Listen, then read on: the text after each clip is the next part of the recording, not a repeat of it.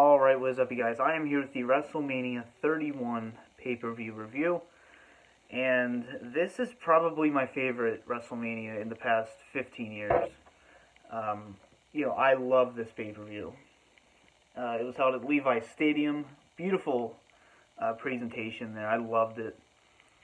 And you can see a bit of the stage in the background there. But yeah, this was phenomenal.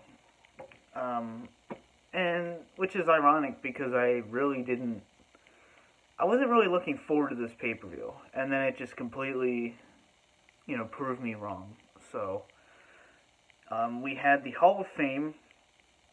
We had Rikishi, Larry Zbyszko, Alundra Blaze, Connor the Crusher McCallick, the Bushwhackers, Tatsumi Fujinami, Macho Man Randy Savage, Arnold Schwarzenegger, and Kevin Nash.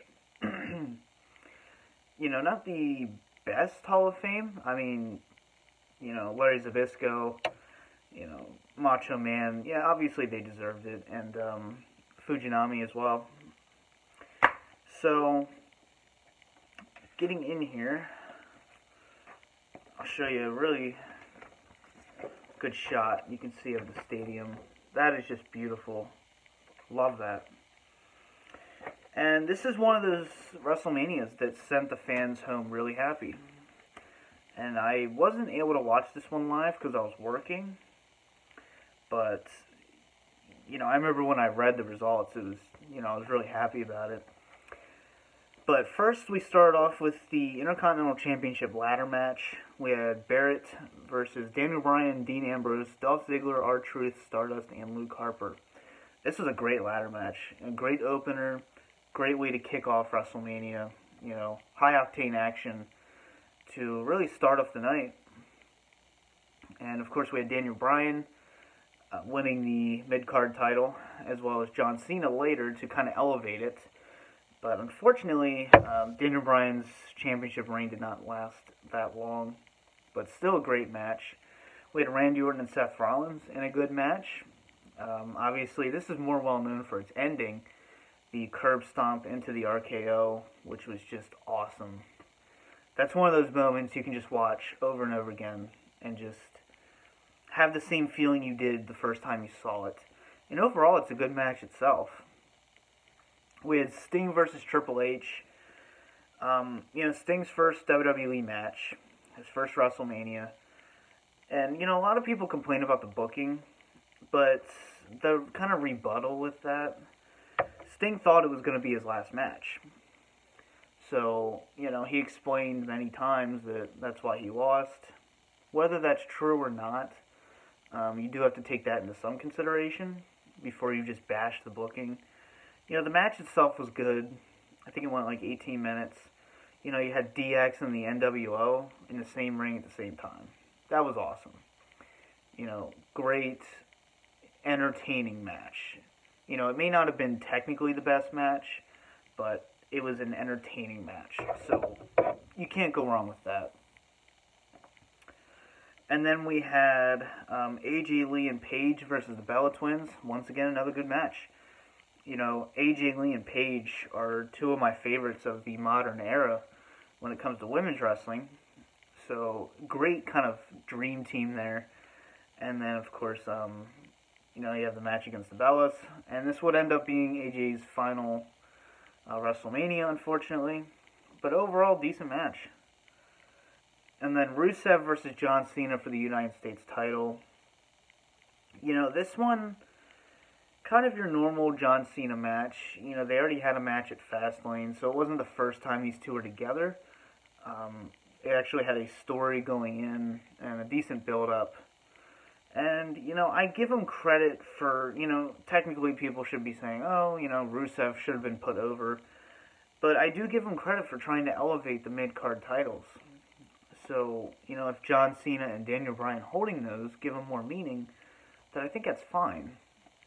So I don't dislike the booking on that one. And then we have The Rock and Ronda Rousey with the Authority segment, which was entertaining. The only reason that segment happened was actually to, I guess, they wanted less sunlight for the Undertaker's match, so I don't know if it went longer than it was supposed to, because obviously The Rock and Ronda Rousey were there for a reason, but as far as I know, that's why it was placed on the card at that point, so it didn't really work much. I mean, it was daylight for pretty much like 95% of the event. So, cool little segment. It means a little something more now because of Ronda signing. So then we had Undertaker versus Bray Wyatt. This was your standard match. I wasn't really looking forward to it as much going in, and which kind of is disappointing because, I mean, it's the Undertaker at WrestleMania, and I like Bray Wyatt. It's just, this is the first time we saw Taker since WrestleMania 30, a whole year. So, you know, it's a cool little return, decent average match, nothing special, and then it gives Undertaker his win. So, next up we had the WWE World Heavyweight Championship match with Brock Lesnar and Roman Reigns. This was a great match. And, you know, I think this is their best match that they ever had. You know, this is a really entertaining match. It's really good. You had Brock Lesnar was opened up. I don't know if it was hard way or blading. And it looked hard way because I think it was on the ring post, which is how he's bled like that before. So it might be calculated. But just really entertaining. Like, even before Seth Rollins showed up, this was great. You know, you had a good story. The crowd was actually into it.